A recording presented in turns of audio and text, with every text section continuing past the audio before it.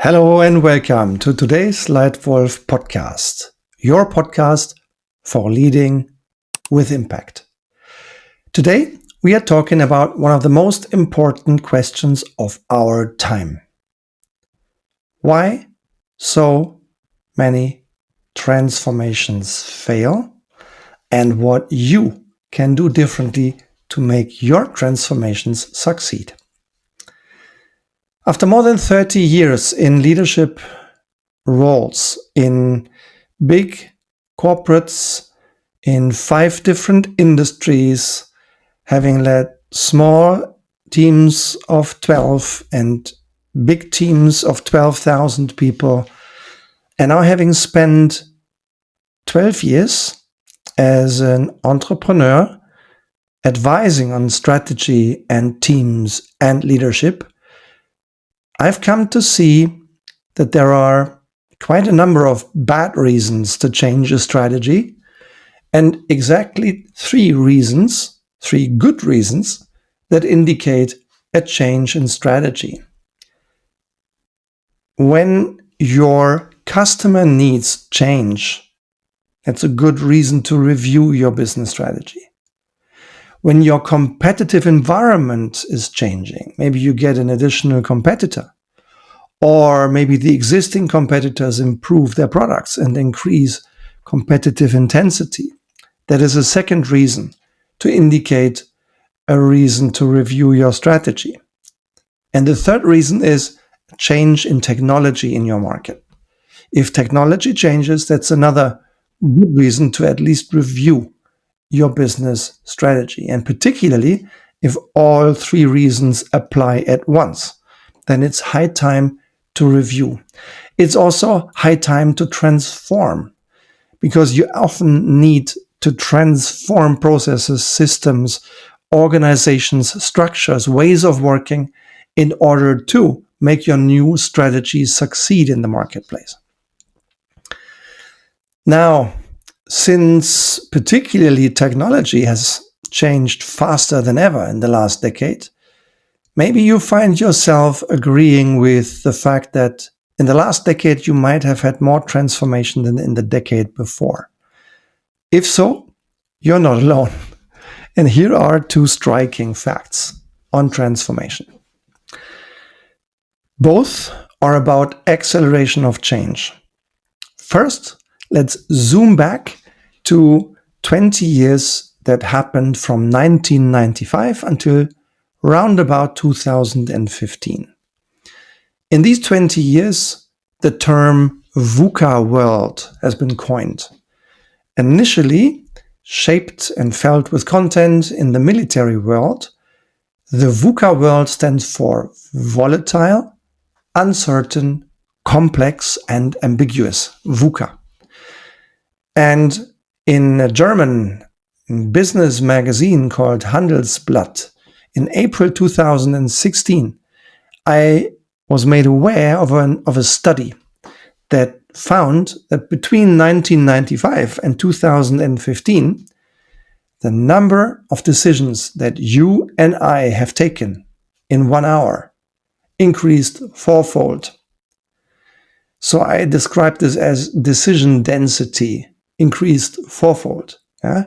So you and I in 2015 took 4 times as many decisions in any hour as you and I would have taken 20 years prior in the same role.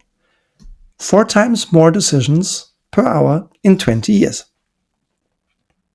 Now, in the last 10 years, this change further accelerated. In a study just published by McKinsey this morning, I found out that McKinsey observed another 5-fold increase in the number of transformations per year, from 2 per year 10 years ago to 10 per year in this calendar year. So 10 transformations in 1 year, perceived by many people, 5 times more than 10 years ago. So 5 times the number of transformations in just 10 years. So in a nutshell, there are more and more transformations at ever shorter intervals. Now, another striking learning, according to consistent findings from both McKinsey and the Boston Consulting Group, approximately 70% of all transformations fail. And they always fail due to the same two factors: change and leadership. More specifically, the first reason why so many transformations do not succeed is in change management. Either there is no change management at all accompanying the transformation, or it is inconsistent, or it is not completed.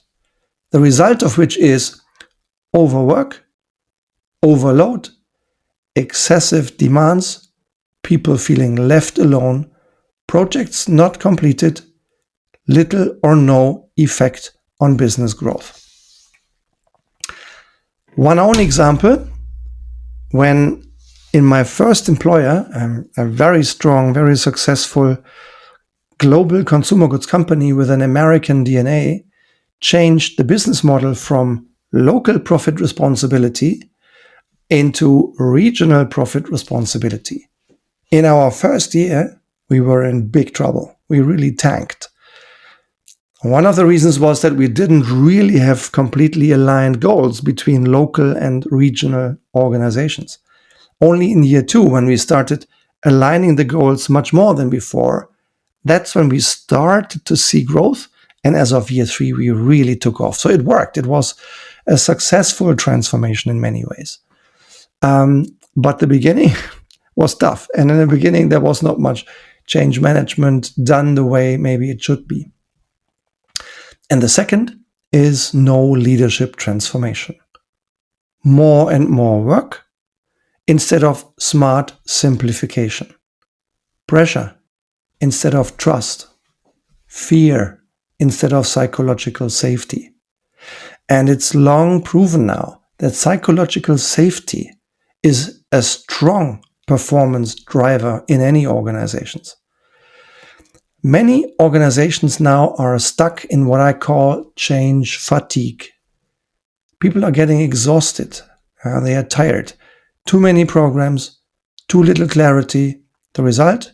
Cynicism, inner resignation, and not because people don't want to, but because they can't deliver anymore. It's really a striking and very positive finding across many of our clients. We served more than 190 companies in the last years.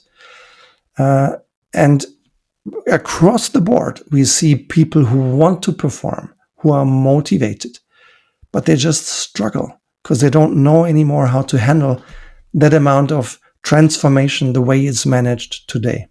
Now, that was the analysis of the problem and the task at hand. Let's now swap the chapter and get into solutions. I would like to share with you 4 simple tricks and tips how you can make your own transformation successful. Tip number 1, communicate the meaning of change with a clear why. Why is the transformation you're suggesting right and necessary for your customers, for your company, and for every individual in your organization? Once employees understand why the transformation is necessary and right, it's so much easier for them to check in and lead the transformation themselves. And keep in mind, particularly in uncertain times like now, people might want security, but you cannot give them security. You can give them clarity, though, and that's what we should focus on. Clarity on why are we doing this? What specifically is going to change? What is going to stay the same? These points of clarification are incredibly powerful, and a strong why can sustain any how. So give people a strong why. My second suggestion, whenever I saw transformations work, there were strong role models of the change. So be this role model yourself. Adopt and exemplify a positive attitude to the transformation yourself. Show that you're willing to change yourself. Show vulnerability. Share your own personal experiences, maybe how you struggled in a previous experience and how you deal with challenges and opportunities. Dare to be human. Dare to share how you sometimes found transformation a challenge. Tip number 3, develop and empower. Pressure creates short-term movement. Development creates sustainable performance improvement. Talk about mistakes. Encourage disagreement. Share learning. Make uncertainty discussable. Practice the new behavior in a safe learning environment. And this tip number 3 about developing and empowering your people, enabling your people, has 3 different legs in itself. And I call them 70, 20, 10. 70% of development, of empowerment, of enablement happens on the job. So when you lead a transformation, please make sure that everyone in your team has the right work that is not only necessary to fulfill your business goals, but also the right work that forces the people who do the work to transform themselves, to develop themselves while doing the work. 20% is your coaching on the job. So no matter whether you are a first-time leader, a middle manager, or you're a member of a C-suite, one key element of leading others is coaching. So help your people learn by coaching them so that you help them to help themselves.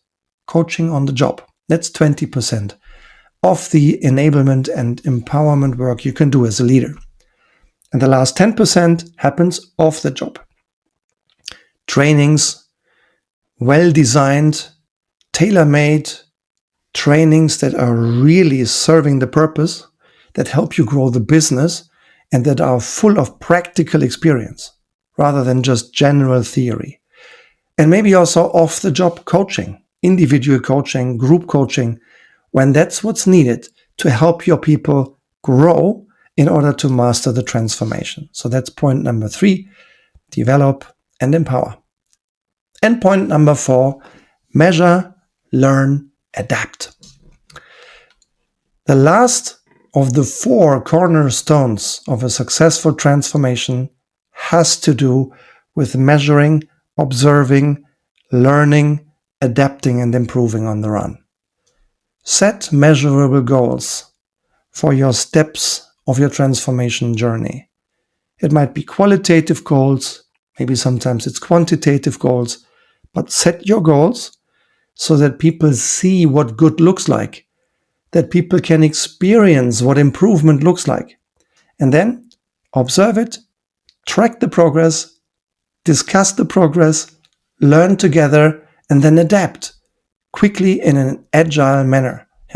Fail fast, learn fast, adapt. So that's tip number 4. In a nutshell, 4 experiences I'd like to share with you so that your transformations succeed.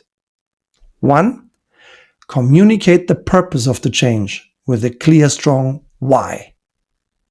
2, be a role model for the transformation you want to lead. 3, develop, enable, and empower your people. And 4, measure, learn, adapt with an agile leadership attitude. If you do these 4 things, I promise you, you will have a good time, you will transform fast, and you will get to the benefits of transformation at the end of the day. That's the end of today's podcast. I hope you enjoyed it. I hope you took a little bit of insight, maybe one little nugget for you that's useful. If you liked today's episode, please do me a favor. Take out your smartphone, look at your podcast streaming app, likely it's Spotify, press your star rating now. That would be highly appreciated to help us be visible to more leaders who, like you, are investing into becoming the best version of yourself. Thank you very much for your time and see you next week.